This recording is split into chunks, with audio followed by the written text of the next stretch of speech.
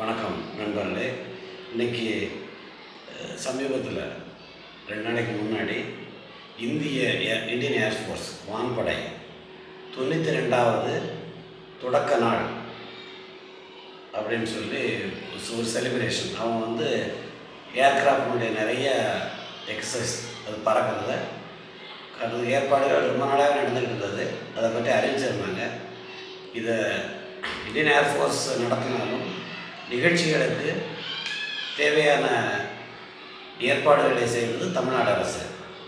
மெரினா கடற்கரையில் அது நடந்தது. உங்களுக்கு தெரியும் வெயில் எந்த அளவுக்கு இருக்குங்கிறது. அவங்க எதிர்பார்த்தது 15 லட்சம் பேர் வரைக்கும் பார்க்க வருவாங்கன்னு சொல்லி இந்த நிகழ்ச்சியை நடத்தின ஏர்ஃபோர்ஸ் படையும் தமிழக அரசும் எதிர்பார்த்தது 15 லட்சம். அப்போ ஏற்பாடுகள் அதுக்காக பண்ணிடணும். அதை அவங்க செய்யாத ஒரு முக்கியமான காரணம், மிகப்பெரிய தோல்வி. அது வெயில் தாங்க முடியாமல். ஏன்னா இப்போ நிறைய இத்தனை மக்கள் வர்றாங்கன்னா அவங்களுக்கு ஆம்புலன்ஸ், அவசர உதவிக்கு ஆம்புலன்ஸ் நிறையா வைக்கணும். கழிப்பறைகள் அங்கங்கே ஒதுங்குறதுக்கு இடம் இருக்கிற மாதிரி கழிப்பறைகள் இருக்கிறது, தண்ணி வசதிகள், குடிக்கிறது தண்ணி, ஈவன் சாப்பிட்றதுக்குமே ஏதாவது அமைப்புகள் விலைக்கு கூட. இந்த மாதிரி ஏன்னா 3 மணி நேரம் 4 மணி நேரம் இருக்கிறது ஒரு சிக்கலான சமாச்சாரம்.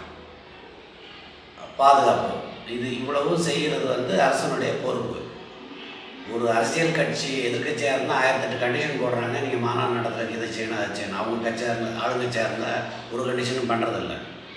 இந்த மாதிரி இதில் இந்த வெயில் தாங்காமலும் நீர்ச்சத்து குறைபாடு, தண்ணித்தாகம், அந்த மாதிரி சூழ்நிலைகள்லையும் நிறைய பேர் மயக்கம் போட்டு இருக்காங்க. ஒரு 5 பேர் வரைக்கும் இறந்து போயிட்டாங்கன்னு தகவல் வந்திருக்குது.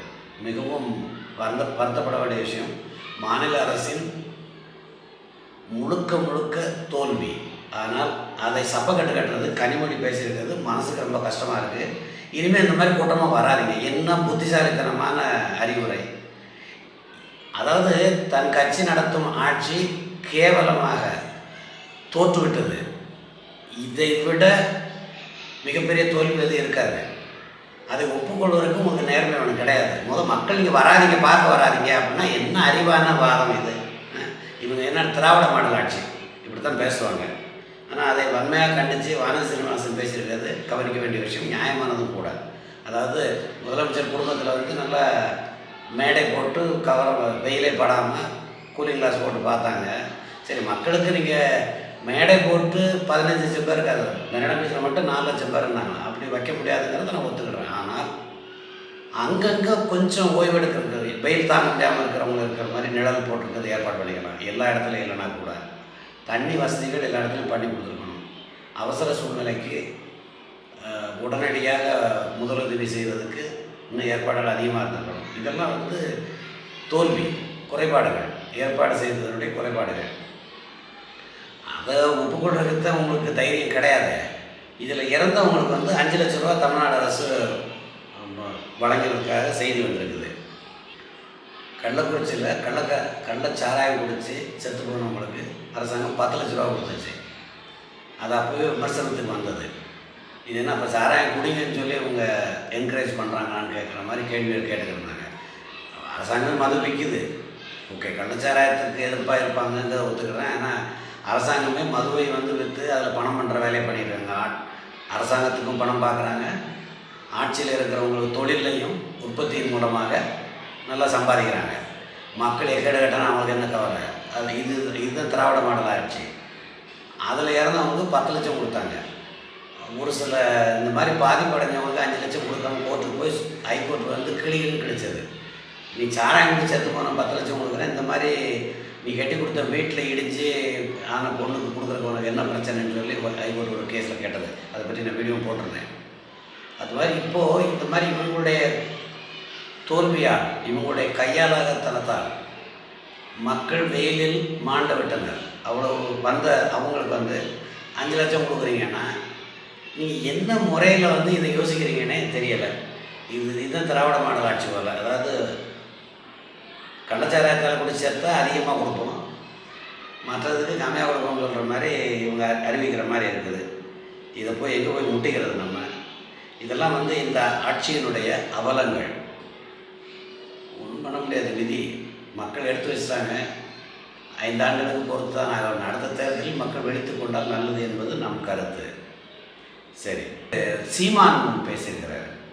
சீமான் வந்து அரசை சாடிய விதத்தில் நியாயம் தென்படுதா? திராவிட மாடல் என தற்பெருமை பேசும் திமுகவின் ஆட்சியில் கொலைகள், கொள்ளைகள், வன்முறை தாக்குதல்கள், போதைப் பொருட்களின் மிதமிஞ்சிய புழக்கம், வரைமுறையற்ற மது, கள்ளச்சாராயான சட்ட ஒழுங்கு ஒரு பக்கம் சந்தி சிரிக்கையில், மறுபக்கம் மக்கள் ஒன்று கூட ஒரு பொழுதுபோக்கு நிகழ்வை கூட உயிரிழப்பு இல்லாத நடத்த வக்கற்று அரசின் நிர்வாகம் தலையிட்டு நிற்கிறது இந்த மாதிரி அவர் பேசியிருக்கிறார். சரி, அவருடைய ஆதங்கத்தை அப்படி சொல்லியிருக்கிறாரு. அரசாங்கத்தினுடைய ஃபெயிலியர் சந்தேகமே கிடையாது. ஆனால் சீமான் பேசுகிறது வந்து இந்த மாதிரி ஏர்ஃபோர்ஸ் வந்து முக்கி புயல் வரையில் வந்து பாதுகாப்பு நிவாரணம் அதுக்கு வரலையா? இந்த ஆள் எங்கே இருக்கிறாருன்னு தெரியல. நிவாரண பொட்டலங்கள் போட்டது வந்து மிலிட்ரியினுடைய இது. அரசாங்கம் கூப்பிட்ட பிறகு தான் மிலிட்ரி வர முடியும். மாநில சர்க்காருக்கு அதை இப்போ கவனிச்சுக்கிட்டு இருக்கும்போது அவங்க அழைக்காமல் இவங்க வந்தாங்கன்னா அவங்களுக்கு ஓரம் கட்டுறாங்கன்னு அர்த்தம். இவ்வளோ அடிப்படை இதெல்லாம் தெரியாத மனுஷன் வந்து இந்த ஆபத்து வரையில் வராதவங்க, ஆபத்து வரையில் மாநில அரசு அவர்களை அழைக்க வேண்டும், எங்களுக்கு உதவி பண்ண வாங்கன்னு. அப்படி இல்லைன்னா மாநில அரசு அதிகாரத்திற்குள் அவர் நுழைந்ததாக ஆகும். அந்த அடிப்படை விஷயம் தெரியாத சீமான் வந்து அதெல்லாம் வராதவங்க இந்த பொழுதுபோக்கு காட்டுறாங்க அப்படின்னு சொல்லி ஒரு முட்டாள்தனமான வாதம் வைக்கிறாரு. இந்த ஆள் கத்தி கத்தி பேசுகிறவர் இதில் மட்டும் நியாயம் பேசுகிறாரா என்ன? ஒரு சில விஷயங்கள் அவர் பேசுவதில் மிகவும் பாராட்டத்தக்க இருக்கிறது. ஏன்னா காமராஜை பற்றி பேசும்போது அவர் பெருமையாக பேசுகிறார். ஸோ நேர்மையை அவர் ஏற்றுக்கிட்டாருங்கிறத சந்தோஷப்பட வேண்டிய, அவர் நேர்மையாக நடந்து கொள்ள வேண்டியதை பார்க்க வேண்டும். அவர் ஆட்சி வந்தால் தான் அதை பார்க்க முடியும். இப்போதைக்கு அவங்க உட்கட்சியில் நடக்கிறத பார்க்கும்போதே நேர்மை சந்தி சிரிக்கிற மாதிரி தான் இருக்கும்னு தோன்றுறது. இருந்தாலும் அப்துல் கலாம், காமராஜ், கக்கன் போன்ற தலைவர்களை பற்றி பேசும்போது அவருடைய நியாயத்தை ஏற்றுக்கொள்ளத்தான் வேண்டும், அது பாராட்டவும் வேண்டும். அந்த மாதிரி செய்கிறாரு. மற்ற விஷயங்களில் சீமான் பேசுகிறது இப்படி தான் இருக்குது, என்ன பண்ணுறது? ஆனால் இவங்க பேசும்போது அதாவது இப்போ வானதி சீனிவாசன் பொதுமக்களுக்கு வசதி எதுவும் செய்து தராமல் முதல்வராக அவர் குடும்ப சகிதமாக கூலிங் கிளாஸ் போட்டுக்கிட்டு குழு பந்தல் அமர்ந்து சாகச நிகழ்ச்சிகளை ரசித்து கொண்டிருந்தாரே, இதுதான் உங்கள் கட்சியின் சமூக நீதியான்னு சொல்லி இவங்க இந்த அம்மா கேட்டிருக்காங்க, வானதி ஸ்ரீனிவாசன். அது ஓகே, நம்ம நாட்டில் வந்து அரசியல்வாதிகள் சொல்கிற கொள்கையெல்லாம் மக்களுக்கு இந்தி கொள்கையை எடுத்துக்கோங்க. இவங்க திமுக தலைவர்கள் நடத்தும் பள்ளிகளில் வந்து ஹிந்தி இல்லையா? சிபிஎஸ்சி ஸ்கூல்னா ஹிந்தி இல்லாமல் நடத்த முடியாது. அவங்க நடத்துகிறாங்க, துட்டு சம்பாதிக்கிறாங்க, அதனால் செய்வாங்க. பட் இந்த சமூக நீதினு பேசுகிறதுனால அதை பற்றி 2 வார்த்தை பேசணும்னு எனக்கு தோண ஆரம்பிச்சு. என்ன காரணம்னா, ஆர்எஸ் பாரதி போன்ற மனிதர்கள் வாயை திறந்தாலே வந்து விளக்கண மாதிரி தான் பேசுவார். அந்த மனிதருக்கு வந்து அதெல்லாம் வந்து திமிரு, அது வந்து நல்ல புத்தி கிடையாது. அதாவது ஒரு உயர்நிலையில் யாராவது வந்தாங்கன்னா இதெல்லாம் நாங்கள் எங்களுடைய திராவிட சமூக நீதி போட்ட பிச்சை. இவங்க என்னத்தை கிடைச்சாங்க? இவங்களுடைய ஆரம்பத்து கட்சி வந்து ஜஸ்டிஸ் பார்ட்டி, நீதி கட்சின்னு இருந்தது. அதுதான் வந்து திராவிட கழகமாக வந்து அதுக்கப்புறம் திராவிட கழகத்திலேருந்து பிரிஞ்சு திமுக வந்தது. திமுக உதயமானதே சுதந்திரத்திற்கு பின்னாடி. இந்த இவங்களுடைய முன்னணி கட்சி, இவங்களுடைய அதாவது பேரண்டல் கட்சின்னு வச்சுக்கோங்க, பெற்றோராக இருக்கிற கட்சி வந்து நீதி கட்சி. அவன் சுதந்திரமே வேண்டாம்னு சொல்லி கத்திக்கிட்டு இருந்தாங்க. அதாவது பிரிட்டிஷ்காரங்க ஆட்சி தான் நல்லா இருக்குது அப்படின்னு சொன்ன பிரகஸ்பதிகள் அந்த பதிலேருந்து வந்தவங்க. சரி, திமுக வந்த உடனே திகாலேருந்து பிரிஞ்சு வந்தது. அது முக்கியமான காரணம் வந்து ஈவே ராமசாமி நாயக்கர். அவர் வந்து மிக குறைந்த வயது பெண்மணியை அவர் 70 வயசு மேலே இருக்கையில் கல்யாணம் முடிச்சிட்டாருன்னு அண்ணாவுக்கு அது கோபம் அப்படிங்கிற மாதிரி சொல்லி அவங்க தனி கட்சி வந்தாங்க. கண்ணீர் துளி கட்சி அதுன்னு சொல்லி ஈவே ராமசாமி நாயக்கருங்கிற ஒரு பெரியார் கூப்பிட்றாங்களே, அவர் வந்து அப்படி இவங்களை குறை சொல்லிக்கிட்டு இருந்தார், கண்ணீர் துளி கட்சிகள் அப்படின்னு சொல்லி. சரி, இவங்க ஆரம்பத்து கொள்கை மிகப்பெரிய கொள்கை என்னவாக இருந்ததுன்னா, அடைந்தால் திராவிட நாடு, இல்லையே சுடுகாடு அப்படின்னு சொல்லி தான் குறிச்சிக்கிட்டு இருந்தாங்க. அப்போது தனிநாடு கோரிக்கைங்கிற லெவலில் அதுக்கு அர்த்தம். அது இந்த மாதிரி பிரிவினைவாதம் பேசினா கட்சி வந்து தடை செய்யப்படும், தேர்தல் நிற்க முடியாதுங்கிற மாதிரி சட்டம் வர்றதை பார்த்த உடனே சட்டம் இல்லாமல் அவங்க கொள்கையை அந்த திராவிடன் அடைந்தால் திராவிட நாடுங்கிற கொள்கையை சுடுகாட்டுக்கு அனுப்பிட்டு சைலண்டாக அதை விட்டுட்டாங்க. அப்போல்லாம் இவங்க சமூக நீதியை பற்றி துள்ள மாதிரி எனக்கு எதுவும் தெரியலை. சரி, இவர்கள் தான் என்ன செய்தார்கள் என்பதே மடத்தனமான வாதம் என்பது என்னுடைய வாதம். எதனால்னா, சமூக நீதியை சட்டப்பூர்வமாக கொண்டு வந்தது அம்பேத்கர் தலைமையில் உள்ள லா கமிஷன், அந்த கான்ஸ்டியூஷன் அசம்பிளியில் இருந்து அரசியலமைப்பு சட்டத்தை உருவாக்க அமைக்கப்பட்ட கமிட்டியினுடைய தலைவர் டாக்டர் அம்பேத்கர். அவருடைய குழுவில் மிகப்பெரிய, அவர் மட்டும் இல்லை, அவர் ஒரு பெரிய சட்ட வல்லுநர். அவர் ஒடுக்கப்பட்ட கஷ்டப்பட்டு வந்ததுனால அவர் அதுக்கு அவங்களுக்கு ரிசர்வேஷன் கொடுக்கணும், சமூக நீதிக்கு அது வேணும்னு சொல்லி அவர் பேசுனது. ஏன்னா அவர் அவதிப்பட்டு தான் வந்தார். சரி, மிக முன்னேறினவங்க அவங்க இந்த பிரச்சனை, அதாவது ஜாதி வேற்றுமைக்கு காரணமானவங்கன்னு சொல்லி சொல்கிற ஐயர், அந்த முன்னேறின சமூகம்னு சொல்கிறதில் உள்ள சட்ட வல்லுநர்களும் அந்த கமிட்டியில் இருந்தாங்க. அதை தான் அதாவது தற்காலிகமாக இடஒதுக்கீடு கட்டாயம் இருந்தாகணும் அப்படிங்கிற மாதிரி அவங்க சொல்லி அம்பேத்கர் அதை ஒத்துக்கிட்டு அதாவது தற்காலிகமாக வேணும், மக்கள் முன்னேற வரைக்கும் அப்படின்னு சொல்லி அவர் அந்த சட்டத்தை கொண்டு வந்தாங்க. ரிசர்வேஷன் கொண்டு தான் அந்த மாதிரி அடிப்படையில் வந்தது. ஐ திங்க் 15 வருஷத்துக்கு 65 வரைக்கும் இருந்தது. அதுக்கப்புறம் தேவைக்கு தக்க பண்ணிக்கணும். இப்போ வருஷம் அதை ஒவ்வொரு 10 ஆண்டும் அதை எக்ஸ்டெண்ட் பண்ணிக்கிட்டாங்க. இப்போ 25 திருப்பி பண்ணுவாங்க. இது நடந்துகிட்டு இருக்கு. சரி, ரிசர்வேஷன் வேணும், சமூக நீதி வேணும்னு சொன்னது மத்தியில் ஆட்சி செய்த நேருவினுடைய அரசாங்கம், காங்கிரஸ் அரசாங்கம்.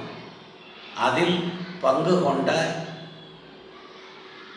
டாக்டர் பிஆர் அம்பேத்கர் அவர், மற்ற மெம்பர்கள்னால் இப்போ இவங்க உயர்சாதின்னு சொல்லிக்கிட்டு இருக்கிற பெருந்தகைகள், அவங்கெல்லாம் சேர்ந்து அதை கொண்டு வந்தாங்க. இதில் திமுக அதனுடைய பங்கு என்னன்னு உட்காந்து கோஷம் போட்டுட்டு எங்கள் திராவிட கொள்கையால் தான் வந்தாலும் வெட்டி பேச்சு. அதாவது இப்போ சொல்லுவாங்கல்ல, ஒரு மத்திய அரசு ஒரு திட்டம் கொண்டு தான் இவங்க ஸ்டிக்கர் ஒட்டிக்கிறது, ஸ்டிக்கர் ஒட்டுற வேலையை சமூக நீதியிலே இவங்க பண்ணுறாங்கன்னு நான் குற்றச்சாட்டு சொல்லுவேன். ஏன்னா நான் வேலை பார்க்கும் பொழுது இந்த மாதிரி உங்களுடைய கொள்கைகள் சரியில்லைன்னு சொல்லி நண்பர்கள்ட்ட பேசிகிட்டு இருக்கும்போது, நமக்கெல்லாம் வேலை கிடச்சது திமுகவுடைய சமூக நீதி. இந்த மாதிரி இவங்க இப்படி இவங்க கூட்டமாக கோஷம் போட்டாங்கன்னா ஒத்துக்கிறேன். இவங்க தான் செஞ்சாங்கிறதே பொய்யான வாதங்கிறது என்னுடைய வாதம். இவங்களால தான் அது வந்ததுன்னு சொல்கிறதே பொய்யான வாதங்கிறது என்னுடைய வாதம்.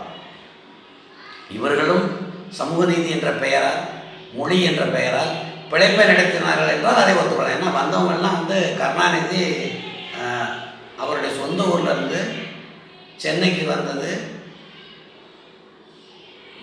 ஜெயலலிதா அம்மையார் பேசினபடி பார்த்தா திருட்டு, அதாவது டிக்கெட் எடுக்காமல் வந்தாங்க, அந்தளவு வசதி இருந்தாங்கங்கிறது ஜெயலலிதா அம்மையாருடைய கூற்று. சிவாஜி கணேசன் கருணாநிதியுடைய நண்பர், திரைத்துறையில் 2 பேரும் ஒரே இதில், இவர் கதை எழுதுறவர், அவர் நடிக்கிறவர்னு சொல்லி, இவர் கருணாநிதிக்கு ஒரு விழா எடுக்கையில் சிவாஜி பேசுனது நம்ம ஆரம்பத்தில் வாழ்க்கையில் போராடிட்டு இருக்கும்போது திண்ணையில் படுத்திருந்தோமா, அதையே நினைவுபடுத்தவா அப்படின்னா அந்த இருக்கிற இடம் இல்லாமல் இருந்த நிலைமை தான். ஜெயலலிதா பேசியதையும் சிவாஜி கணேசன் பேசியதையும் வைத்து பார்க்கும் பொழுது கருணாநிதி எந்த அளவுக்கு ஒரு சாதாரண வசதியே இல்லாத குடும்பத்திலிருந்து வந்தவர் என்பது நமக்கு புரியும். இன்றைக்கி அவங்க குடும்பம் எந்த அளவுக்கு பணக்காரங்கிறது எல்லோருக்கும் தெரியும். கேட்டால் அவர் சினிமா கதை எழுதி சம்பாதிச்சாருன்னு ஒரு கதை விடுவாங்க, இருக்கட்டும். சமீபத்தில் ஒரு அரசியல் கட்சியில் பேசுன மாதிரி சொன்ன மாதிரி, இப்போ முதலமைச்சர் ஒருத்தால் கைது பண்ணியெல்லாம் உள்ள ஆம் ஆத்மி பாதையை வச்சுருந்தாங்க. அவர் ஜெயிலுக்குள்ளே இருந்துகிட்டே நான் ஆட்சி பண்ணோம்னா ட்ராமா போட்டுக்கிட்டு இருந்தார். ஆனால் முதலில் ஒரு முதலமைச்சரின் மேல் ஊழல் குற்றச்சாட்டுன்னு அது கமிஷன் போட்டு நடந்ததுன்னா அது கருணாநிதி சர்க்காரிய கமிஷன். சரி, அதில் மாட்டிக்க கூடாதுன்னு சொல்லிட்டு இந்திரா காந்தியோட கூட்டணி வச்சு அதெல்லாம் இப்போ வெளி பொலிட்டிஷியன் அவர் வந்தார். அதனால் அதெல்லாம் சூப்பராக பண்ணிக்கிடுவார். பிரச்சனை வராமல் இருக்கிறதுக்கு கொள்கையை தூக்கி எறிஞ்சிட்டு அவன் காலில் விடணும், ஒரு காலை வாரி விடணும், எல்லாம் செய்வாங்க. அதெல்லாம் புதுசாத்தனமானவர், அதெல்லாம் நான் அவரை பாராட்டணும். சரி, இந்த மாதிரி இவங்க சமூக நீதி, மொழி, தமிழ் மொழி இப்படி சொல்லி தன்னை வளப்படுத்தி கொண்டனர். அது எம்ஜிஆர் பாடின மாதிரி மக்கள் நலம் என்று சொல்வார், தம் மக்கள் நலம் முன்னிலையை மனதில் கொள்வார். அது அப்போதிலேருந்து அது இருந்தது. இன்றைக்கி அது வாழையடி வாழையாக மிகப்பெரிய அளவில் அது வளர்ந்துருக்குறாங்க. அதில் சந்தேகமே கிடையாது. சரி, அந்த மாதிரி இருக்கிறவங்க இந்த சமூக நீதின்னு சொல்கிறது வந்து மக்கள் விழித்து கொள்ளணும். இவங்க ஏமாத்துறாங்கங்கிறத வந்து மக்கள் விழித்து கொள்ள வேண்டும். அப்போ தான் வந்து அது மக்களுக்கு நல்லது என்பது நம் கருத்து. மற்ற விஷயங்களை இனி வரும் வீடியோவில் பார்ப்போம். நன்றி, வணக்கம்.